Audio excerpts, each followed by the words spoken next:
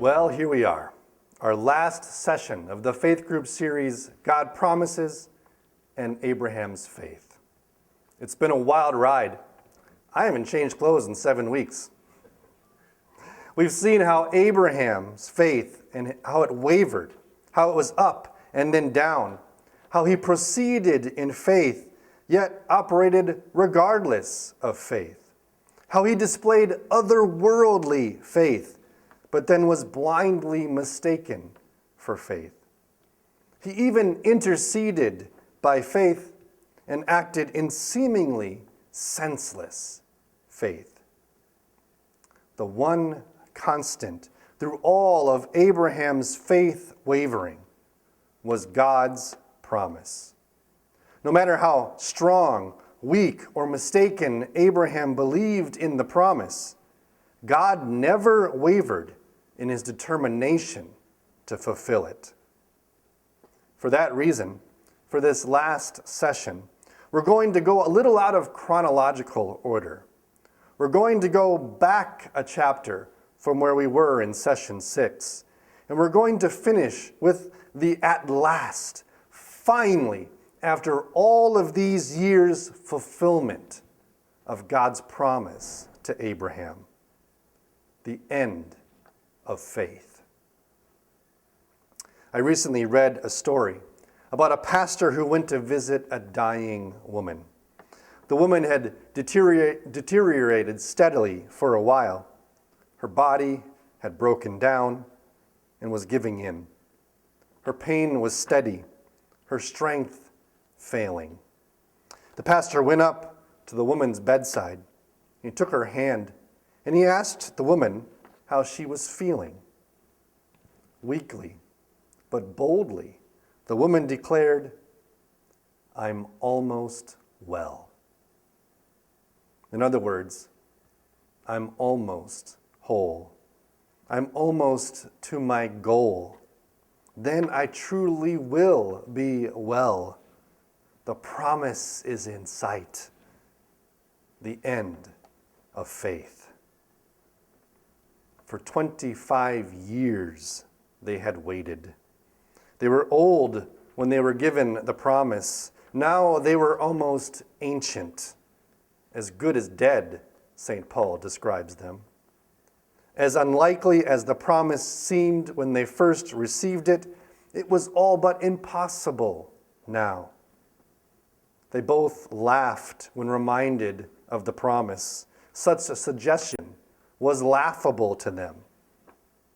But nothing is impossible with God. And so in chapter 21 of Genesis, verse 1, we read, "Now the Lord was gracious to Sarah, as he had said, and the Lord did for Sarah what he had promised. Sarah became pregnant and bore a son to Abraham in his old age, at the very time God had promised him." As he had said, what he had promised, at the very time God had promised him. God is never late. God is never off schedule. God never forgets. God keeps his promise. Before I hand this off to Pastor Scott, a quote from Walter Brueggemann, whose commentary I've really enjoyed using for this study. He says, "The birth is as promised. Everything depends on the power and the loyalty of the promise maker." Surely it is a direct reference to this that Paul can say, "It is not as though the word of God has failed." That is the faith issue with which exposition of this text must face.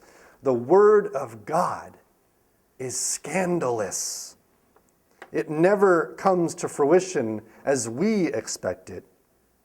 Some conclude it fails and are driven back to their own seemingly inadequate resources. Others conclude it fails and have no resources and are driven to despair.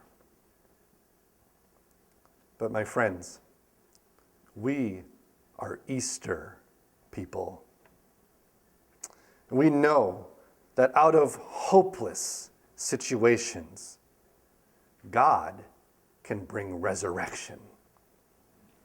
So continue in that senseless faith until the day of the end of faith. Take it away, Pastor Scott. Thanks, Dave. We called this session The End of Faith with two different meanings in mind. One is chronological, having to do with time. So the end is when time is up, when the clock runs out, when you roll the credits. But the other meaning is what's called teleological. And that's the end when a purpose is fulfilled, or a goal is reached, when a job is completed. And both of those definitions were at work in Abraham and Sarah's life. They trusted God to keep the covenant for decades before the first sign was ever completed. But once Isaac was born, their faith turned into sight instead. Abraham and Sarah could see the child in their arms. And yet Isaac's birth only began to fulfill God's covenant promises. Much more was to come, but at least the process was underway. God's plan of salvation was now clearly moving toward its end goal. So as we reach the end of Abraham's story, we're still in the book of Genesis.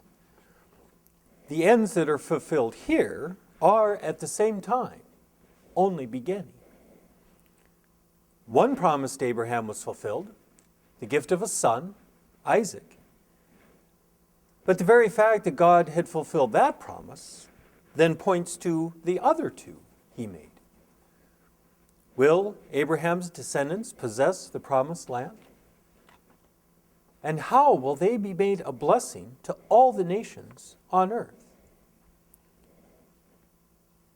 Well, the history of Israel led to a persistent faith much like Abraham's.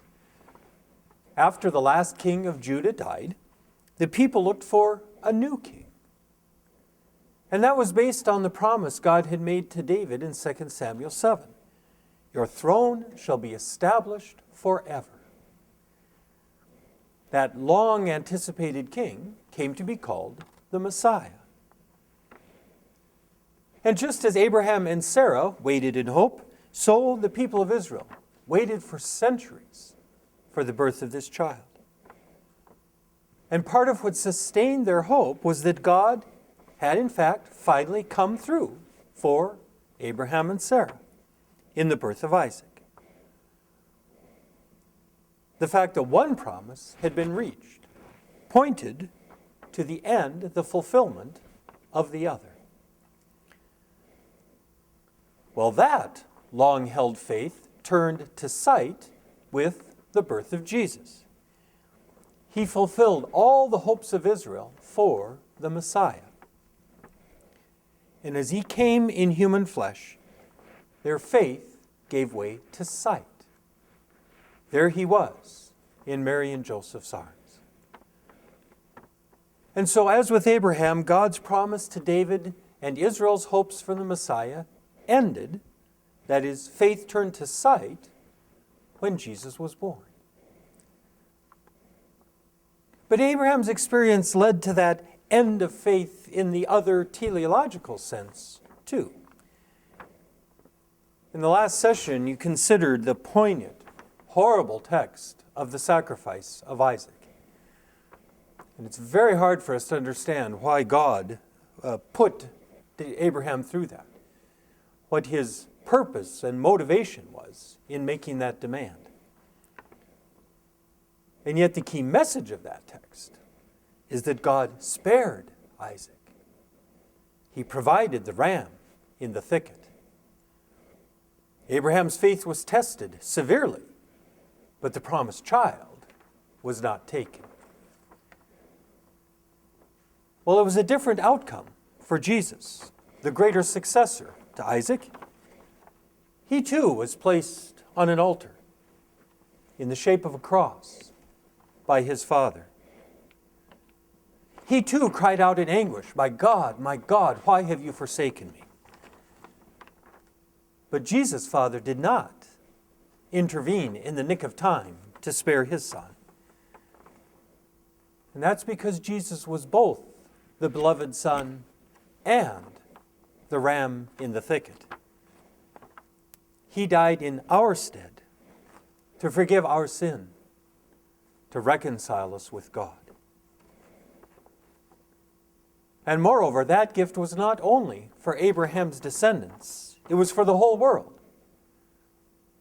As we read in John 3:16, God so loved the world that he gave his only Son. Or in Jesus' Great Commission, go make disciples of all nations, baptizing them and teaching them. In Jesus, Abraham's descendant, all the nations of the world truly are blessed.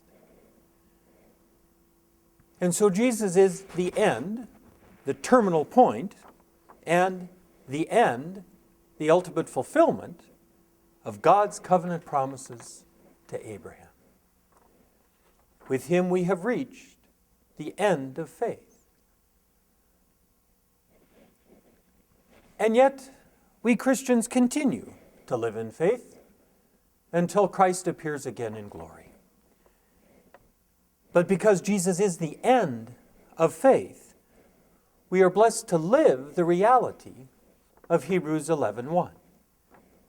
Now, faith is the assurance of things hoped for, the conviction of things not seen. I noted back in the first session of this study that those phrases are oxymorons. They're self-contradictory. And yet, because of Jesus, we have precisely such assurance, such conviction, because he is the end of faith. And so, by God's grace, we can live with life's uncertainty. We can fight through our fears. We can trust in times of suffering. We can even look death in the face and proclaim, "Do your worst, for Christ was raised from the dead, and he will raise me too." And to be blessed with such certain, abiding, unfailing trust is the end of faith. So now enjoy some discussion together around this concluding topic. Pastor Dave and I hope it has been as much of a blessing you to participate in it as it was for us to prepare it. And we hope you'll join us again for the next Faith Group's small group study.